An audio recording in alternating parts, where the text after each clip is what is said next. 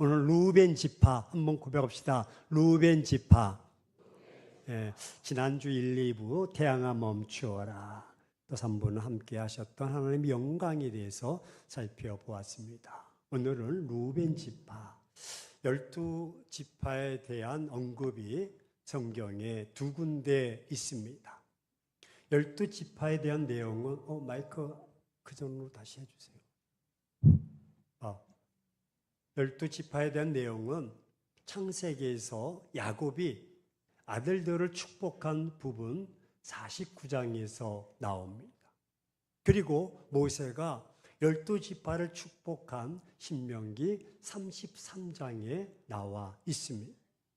그리고는 본문 여호수아에서 13장부터 19장까지의 땅 분배 과정과 그 결과는 앞서 언급한 야곱과 모세의 축복의 근거한 결과로 땅을 분배하고 있습니다. 여호수아 13장부터 19장까지는 긴 장이지만 땅 분배에 대한 내용입니다. 이스라엘 각 지파에게 땅을 분배하기 이전에 여호수아는 요단 동편 지파의 땅 분배 과정을 오늘 본문에서 설명해 주고 있습니다. 이 일은 모세에 의해서 일찌감치 일어난 정해진 일입니다. 그럼에도 불구하고 다시 언급하는 이유가 무엇입니까? 그 이유는 이 두 지파 반, 나머지 9지파 반과 함께 한 이스라엘이기 때문에 그렇습니다. 그리고 한 믿음의 공동체로서 하나님께서 주신 땅을 분배받는 형제임을 여호수아는 강조하기 위한 것입니다. 그렇습니다. 루벤은 야곱의 큰아들 맏형, 야곱의 첫 번째 아들입니다. 하지만 루벤은 장자의 축복을 잃어버렸습니다. 그래서 요단 서편 이스라엘 왕족들과 떨어진 동편에 배치되었던 것입니다.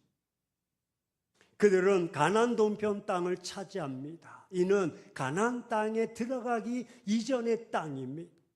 그래서 이 땅을 루벤과 갓지파와 므낫세 반지파에게 주었습니다. 루벤 지파에게 준 요단 동편의 땅은 모세가 정리한 땅이요, 그때는 싸움을 할 필요가 없었을 때입니다. 나중에 본토 땅을 차지하게 되는데 그때는 루벤이 아니라 유다가 12지파의 패권을 쥐게 됩니다. 따라서 나머지 지파는 뿔뿔이 분배를 받고 흩어지게 됩니다. 하지만 루벤은 형입니다.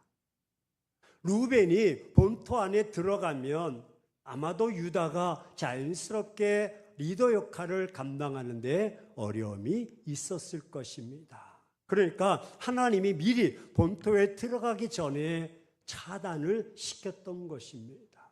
즉 루벤과 갓지파와 므낫세 반지파에게 주어서 이들의 힘이 유다에게 못 미치도록 차단을 시켰던 것입니다. 이렇게 루벤이 유다의 그늘 속에 가려질 수밖에 없었습니다. 왜 그렇습니까? 그것은 바로 루벤이 가지고 있는 범죄 때문입니다.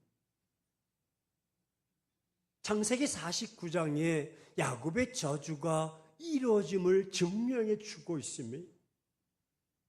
하지만 신명기 33장 6절에 보면 루벤은 살고 죽지 아니하고 그 인구가 적지 않기를 원한다라고 말합니다. 야곱의 저주와 모세의 말에는 달리 상황이 바뀌어집니다.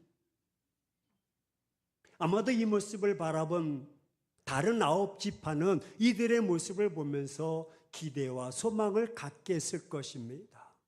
우리도 저들처럼 가나안 전쟁을 치르지 않고 요단 동편에서 안정적으로 살게 되겠구나. 그렇습니다. 루벤은 장자입니다.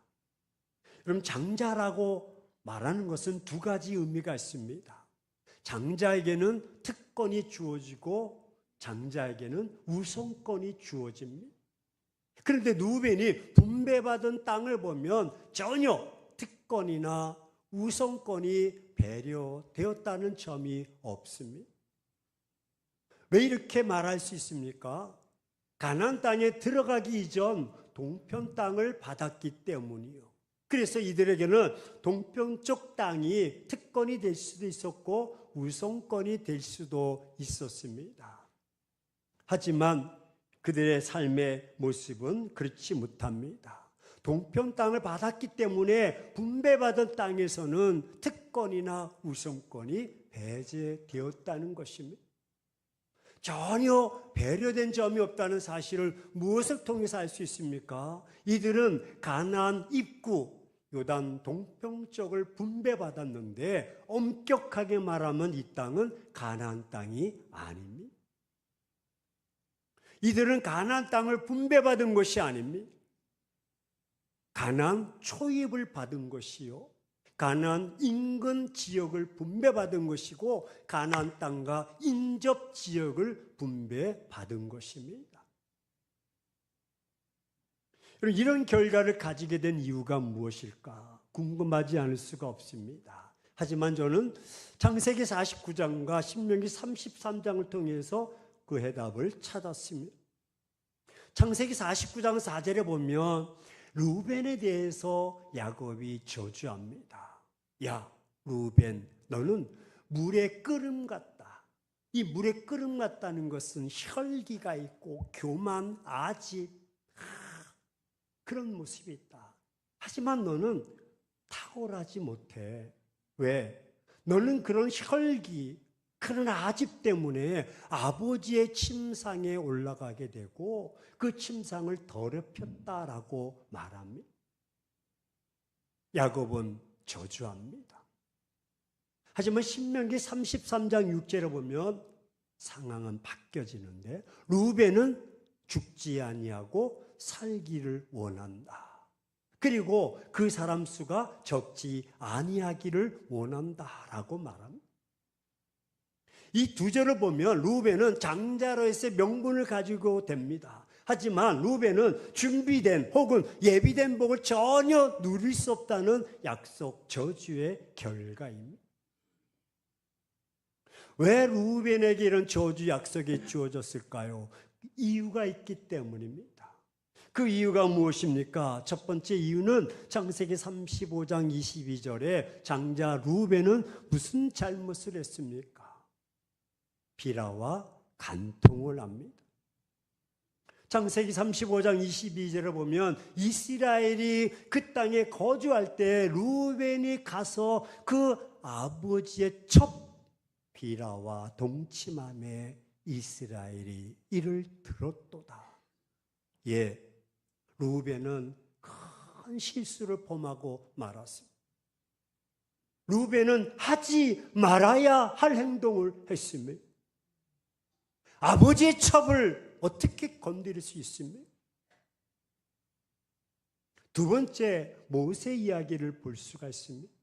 창세기 신명기 33장 6절에 보면 모세는 무엇이라고 말씀합니까? 살펴보았듯이 루벤은 죽지 않고 사람의 수가 적지 않기를 원한다. 이 말은 복일까요? 저주일까요? 이 말은 복입니다. 야곱은 저주를 선포합니다. 너 그렇게 물에 끓음같이 교만하고 혈기 부리고 여러 범죄를 행한 너는 끊김을 당해. 하지만 모세는 복을 선포합니다. 왜 그랬을까요? 그 이유가 있을 것입니다.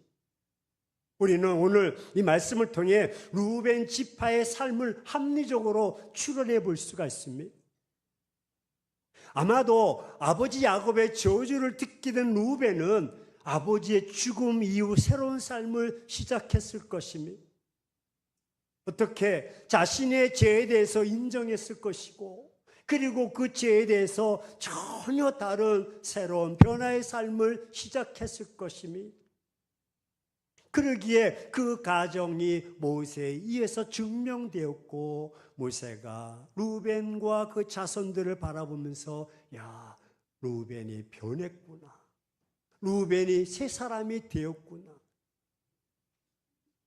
모세는 비록 루벤의 장자의 복을 잃어버렸습니다. 하지만 새로운 삶으로 형제들의 본이 되려는 루벤과 그의 자손들을 얼마 동안 복을 누리도록 선포한 것입니다. 그렇습니다. 루벤은 범죄로 인해 많은 대가를 치러서 가나안 땅에는 들어가지 못했습니다.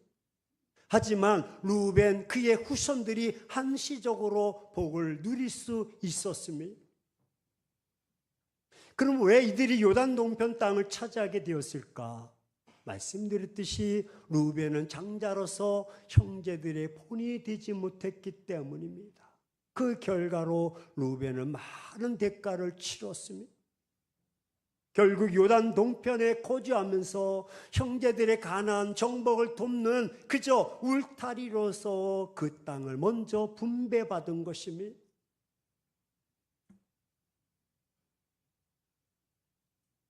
이들은 경계선에서 방어 역할을 합니다. 형제들이 가나안 땅에 들어갈 때에는 최전선에서 앞장섰고, 최전선에서 맨 먼저 앞장서서 그의 형제들이 들어갈 수 있도록 길을 뚫어주는 역할을 했습니다. 그렇습니다. 범죄로 인해 장자의 모습은 잃어버렸습니다. 하지만 그 장자의 역할, 맏형의 역할을 감당합니다. 따라서 지금은 달라졌습니다. 지금은 모세가 보기에도 변화된 삶의 후손들, 새로운 삶이 되었고 새로운 삶을 살아가고 있었던 것입니다. 과거에는 혈기와 끓어오르는 모습이었지만 이제는 변방에서 백성들이 가나안 땅에 들어갈 수 있도록 그 길을 터주는 역할을 뒤에서 하고 있는 것입니다. 다시 말해 과거의 잘못을 철저하게 회개하고 청산했던 것입니다. 원망하고 불평하지 않고 새로운 피조물로서 새로운 삶을 살아가고 있었기 때문입니다. 그래서 모세는 루벤에게 너는 죽지 않을 것이다 축복하고, 내가 살게 될 것이다 축복하고, 내 자손과 영역을 차지할 것이다 라고 축복하고 있는 것입니다. 사랑하는 행복한 교회 성도 여러분, 우리의 삶도 저주 같은 삶에서 허덕이는 사람들이 많이 있습니다. 과거의 잘못으로 인해 제 사슬에 매어서 살아가는 사람들이 있습니다. 인식하지 못하고 살아가는 사람들이 있습니다. 저주의 권세가 그 개인과 가정과 가문을 묶어두어서 꼼짝도 하지 못하는 가정이 있습니다. 숨을 쉬지 못하는 가정이 있습니다.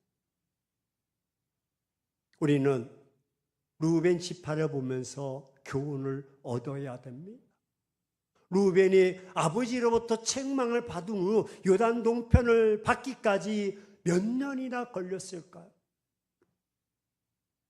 아버지가 죽은 후에 출애굽까지 이스라엘 백성들이 애굽에서 무려 430년 동안 노예로 살았습니다.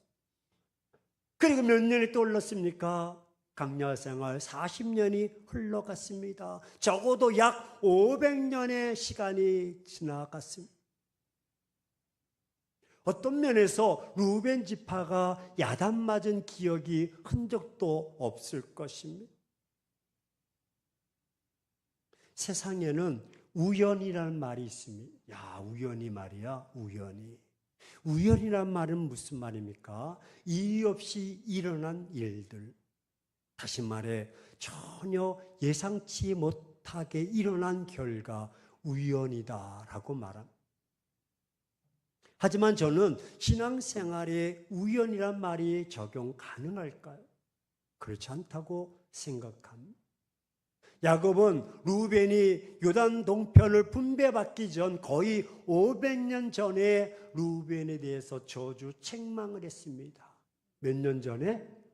500년 전.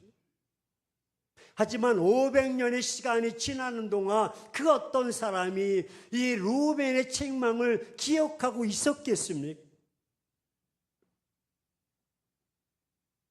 우리 옆 사람에게 어제 점심 뭐 드셨수? 한번 여쭤보세요. 네? 나 짬뽕 먹었나? 짜장면 먹었나? 우리는 어제 일도 잘 기억하지 못합니다. 무려 500년 전의 이야기입니다. 그렇다면 과연 신앙생활에도 우연이라는 것이 존재할까요?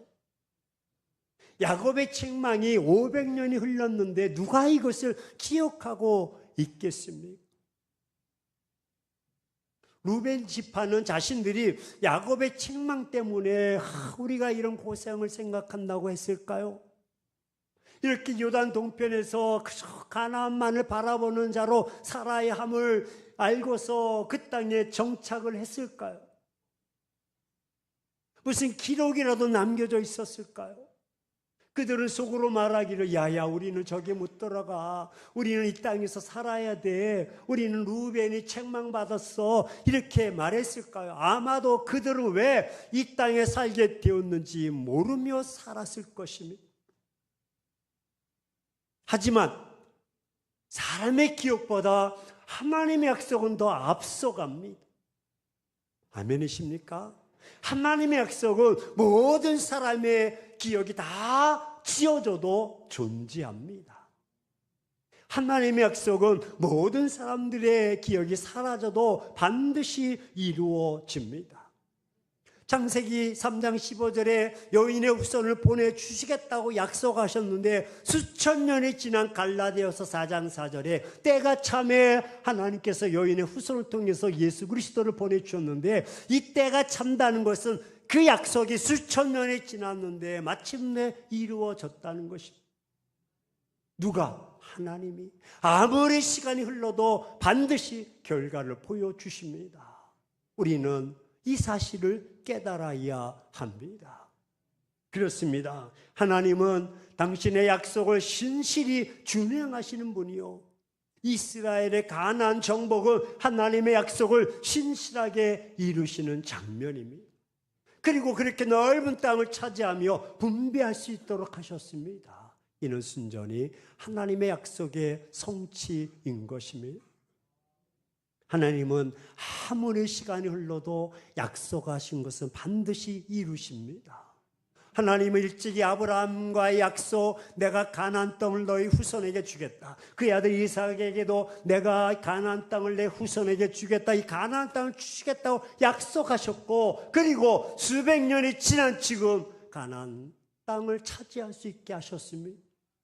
하나님은 그 약속을 근거로 이스라엘을 도우셔서 그들로 하여금 당신 약속한 가나안 땅을 차지할 수 있게 하셨습니다. 진실로 하나님은 당신의 약속을 어떤 역경과 방해가 있다 할지라도 변치 않으시는 분, 그리고 끝끝내 이뤄내시고 마는 신실하신 분입니다. 그리고 아무리 많은 시간이 흘러간다 할지라도 변치 않으시고 마침내 이뤄내시고 마는 신실하신 분이십니다. 그렇습니다. 하나님은 아십니다. 우리의 삶을 아시고 기억하십니다. 하나님에게는 우연이 없습니다. 하나님에게는 필연만 있습니다. 삶의 결과가 있다면 원인이 있습니다. 그래서 우리는 그 원인을 찾아 제거해야 합니다. 그 원인을 뿌리까지 뽑아야 합니다.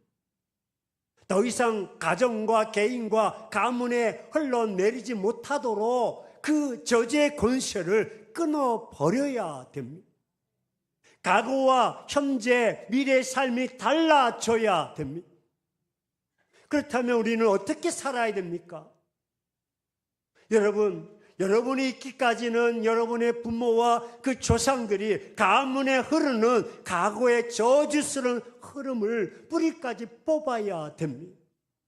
그렇지 않으면 우리의 삶은 계속 한숨 짓고 저주하며 그런 삶에서 벗어날 수가 없습니다.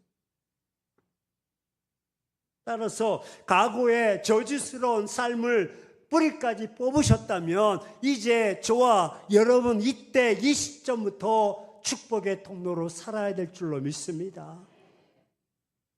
야곱에게 범죄해서 루벤이 책망받았고 저주의 삶에서 이제는 모세가 그를 바라보니 새로운 삶으로 바뀌어서 축복의 도구가 되었듯이 여러분 야곱의 저주에 매여 있을 것입니까? 아니면 모세의 축복에 나아갈 것입니까? 복과 저주는 근거를 통해서 옵니다. 반드시 복을 받을 만한 저주를 받은 근거를 통해서 옵니다. 누군가가 복을 받았다면 그 근거를 통해서 주시는 것입니다. 그래서 우리가 어떻게 해야 됩니까? 지금 내 가문에 내 삶의 저주, 그 심판, 책망 길에서 돌이켜야 됩니다. 가난, 질병, 아픔, 싸움, 다툼에서 벗어나야 됩니다. 복받지 못할 근거들을 찾아서 제거해야 됩니다. 적극적인 신앙으로 주님 의지하면서 나가야 됩니다. 우리에게는 그런 사명이 있습니다. 따라서 지금 내가 회개하고 돌이키는 신앙의 결단은 잃어버린 복을 다시 세우는 길입니다. 지금 회개하고 다시 세워지면 여러분과 여러분 자녀들에게 가문의 복이 임할 줄로 믿습니다. 하나님은 지금도 복과 저주를 내리십니다. 우리는 여기에 확실한 신앙을 가져야 됩니다. 사랑하는 행복한 교회 성도 여러분, 지금 자기 위치를 지키십시오. 그저 그냥 아무런 의미 없이 왔다 갔다만 하지 마시고 신앙의 변화 없이 과거, 현재, 미래 그냥 그렇게 살아가지 마시고 이제는 우리가 끊어야 됩니다. 루벤은 잘못된 행실로 인해서 모든 권세, 모든 위치를 도둑맞았습니다. 자기 위치를 지킨다는 것은 복입니다. 자기가 누려야 할 복을 놓치지 않는 것입니다. 우리 부모들이, 우리 조상들이 과거의 저주의 삶을 우리에게 심어주었다면 이제는 우리가 주의 능력과 권세로 뽑아야 됩니다. 그것을 제거해야 됩니다. 언제까지 질질 끌고 죽겠다고 한숨 짓고 살아가겠습니까? 주님은 우리와 함께 하셔서 우리 하여금 삶의 변화로 과거의 야곱의 저주가 아니라 모세의 축복으로 나가기를 원하십니다. 여러분, 사람들은 기억하지 못해도 하나님은 보시고 기억하십니다. 우리가 기억하지 못해도 하나님은 기억하시고 들으시고 보십니다. 이제 우리가 해야 될 것은 축복의 가정과 가문으로 심어야 됩니다. 우리에게 그런 사명이 있습니다. 축복의 통로로 내가 만들어야 되고 내가 끊어야 됩니다. 저주의 권세를 끊어버리고 질병의 권세, 가난의 권세 끊어버리고 축복의 통로로 나갈 수 있도록 길을 열어주셔야 됩니다. 자자손손 복을 누릴 수 있도록 해야 됩니다. 자자손손 그 땅을 차지할 수 있도록 하셔야 됩니다. 과거의 모습에서 벗어나십시오. 무리끓음처럼 혈기 부리고 무리끓음처럼 자만하고 교만하지 마시고 내려놓고 회개하며 천천하게 하나님 주신 그 말씀 속에서 순종하며 변화된 삶, 새로운 삶, 축복의 삶으로 여러분을 통해서 자자손손 아브라함과 이삭과 야곱이 흘러넘쳤던 모습. 만약 여러분들이 그런 삶을 살아가지 못한다면 여전히 다람쥐 쳇바퀴 돌듯이 그런 삶이 대물림되고 질병이 대물림되고 가난이 대물림되고 다툼이 대물림되고 시련이 아픔이 상처가 지긋지긋한 삶에서 벗어나지 못하고 결국 여러분 자손들을 쫓기며 삶 뿔뿔이 흩어지는 삶이 되고 말 것입니다. 어떻게 하시겠습니까? 이제 우리가 철두철미하게 내 가문에 흐르는 질병의 권세, 가난의 권세, 저주 권세들을 다 끊어버리고 내가 회개하고 믿음으로 서서 본이 되는 삶, 귀감이 되는 삶을 살아가면 하나님의 진정한 그리스도의 삶을 살아간다면 여러분의 자녀들은 축복의 통로로 들어서게 될 것입니다. 가문에 흐르는 저주는 사라지고 축복의 은혜만 넘쳐날 것입니다. 여러분의 자손들이 가는 곳마다 복이요, 가는 곳마다 땅을 차지하게 될 것입니다. 이제 결단합시다. 이제부터 과거 지향적 사고 의식에서 벗어나십시오. 물에 끓은처럼 혈기 부리고 아집 부리며 잘났다고 그냥 물불을 가리지 않는 삶에서 쫙 회개하고 미래지향적 삶, 이제 형제들이 가나안 땅에 들어갈 수 있도록 막 길을 열어주고 협력해주고 할렐루야, 변화된 비전 의식으로 살아갑시다. 이 길만이 사는 길입니다. 선택하십시오. 과거는 저주요, 미래는 축복입니다. 어느 길로 선택하길 원하십니까? 변화된 삶으로 불신의 저주의 삶을 청산하시고 이제부터 새로운 삶으로 미래 자손들에게, 후손들에게 축복의 삶을 물려주시기를 주의 이름으로 축원합니다. 그렇습니다. 지금까지 가문에 흐르는 저주의 권세를 나사렛 예수 그리스도 이름으로 물리치시고 이제부터 하나님의 사람, 변화된 삶, 진정한 삶의 통로로 살아갑시다. 이런 삶의 나눔이 가정의 자녀들에게, 후손들에게 흐르게 합시다. 이 길은 축복의 길이요, 승리의 길인 것입니다. 그런 가정은 웃음이 있고, 그런 가정은 기쁨이 있고, 나눔이 있고, 할렐루야, 얼마나 감사한지 모릅니다. 그런 주인공 여러분을 통해서 흘러넘쳐나기를 주의 이름으로 축원합니다.